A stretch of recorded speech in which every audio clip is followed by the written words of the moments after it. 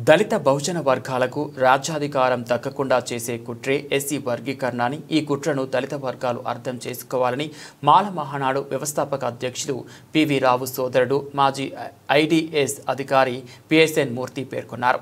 ఆంధ్రప్రదేశ్ మాల ఉద్యోగుల సంఘం ఉమ్మడి తూర్పు గోదావరి జిల్లాల ఆత్మీయ సదస్సు జిల్లా సంఘ అధ్యక్షులు ఎల్వి ప్రసాదరావు అధ్యక్షతన శనివారం స్థానిక ఆనం రోటరీ హాల్లో జరిగింది. ఈ సదస్సుకు ఎల్వి ప్రసాదరావు అధ్యక్షత వహించగా కార్యదర్శి జంగం సుబ్బారావు అతిథులకు స్వాగతం పలికారు. ఈ సదస్సులో ముఖ్య విశ్లేషకులుగా పాల్గొన్న పిఎస్ఎన్ మూర్తి మాట్లాడుతూ ఎస్సీ వర్గీకరణను కేవలం మాల మాదిగల మధ్య సమస్యగానే చూడొద్దన్నారు. రాష్ట్రంలో పాలకులుగా ఉన్న రెడ్డి కమ్మ కులాలు బహుజనులకు రాజ్యాధికారాన్ని దూరం చేయడానికి పన్నాగమే ఈ వర్గీకరణ అన్నారు. ఉమ్మడి ఆంధ్రప్రదేశ్ రాష్ట్రంలో టీడీపీ కాంగ్రెస్లకు ప్రత్యామ్నాయంగా బహుజన సమాజ్ పార్టీ ఎప్పుడైతే వచ్చిందో దాన్ని అణగదొక్కడానికి వర్గీకరణ కుట్ర పన్నారన్నారు.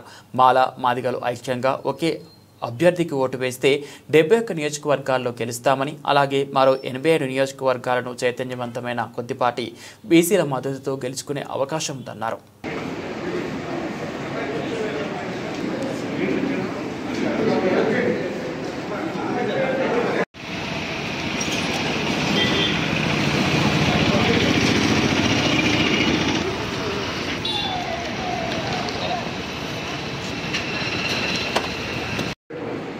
వాళ్ళు చేస్తా ఉంటారు, మనం వద్దంటాం. మన ఎమ్మెల్యేలు కూడా వాళ్ళ పక్కనే నిలబడతారు. వద్దన్న వాళ్ళు ఉప్పులేటి దేవి ప్రసాద్ గారు, ఎన్ఐడి పాల్ గారు, జగదీష్ గారు,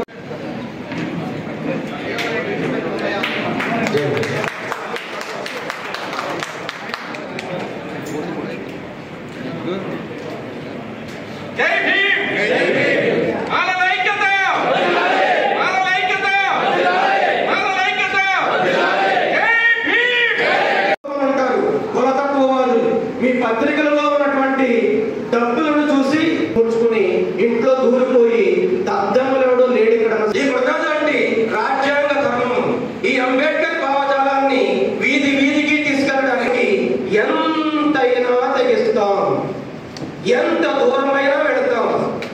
ఎవరు డైరెక్షన్ ఇవ్వలేదు. ఎవడి స్వార్థం వాడుకుంటుంది.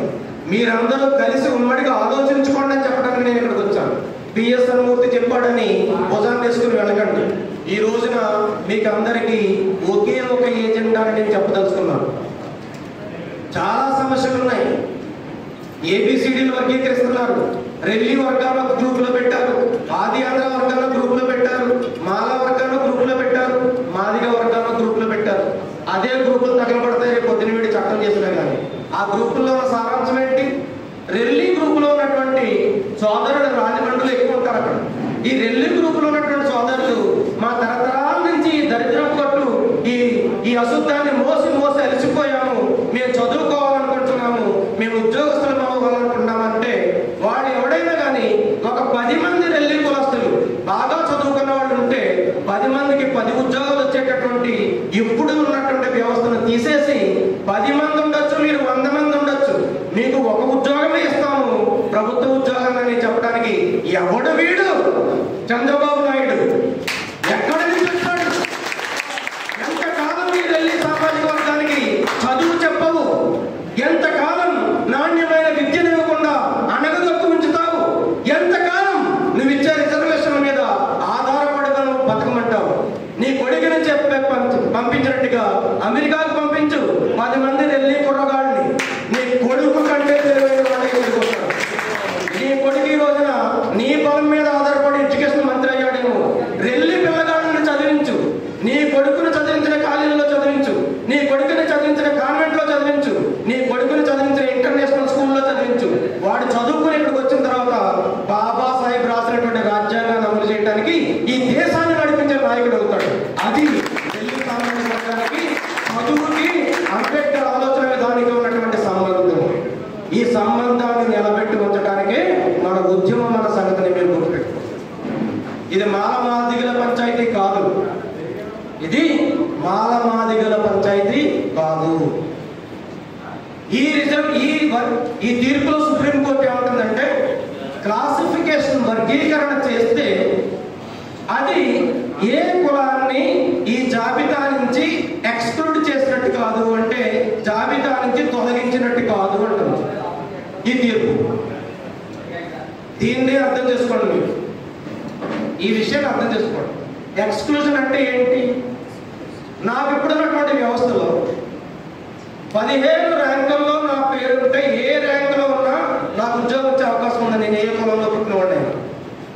ఇదే ఢిల్లీ సామాజిక వర్గాన్ని ఉదాహరణగా తీసుకుంటే ఆయన మొదటి ర్యాంకులో మొదటి వాడిగా ఉంటేనే ఉద్యోగం వస్తుంది, మిగిలిన 14 ర్యాంకుల్లో ఉంటే ఉద్యోగం రాదు.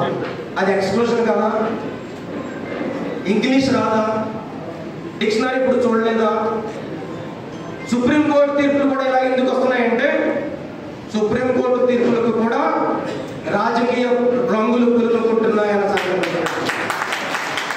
ఈ రాజకీయ రంగులు పులుముకొని వచ్చేటటువంటి తీర్పులైనా ఈ రాజకీయ రంగులు పులుముకొని వచ్చేటటువంటి చట్టాలనైనా వ్యతిరేకిస్తాము.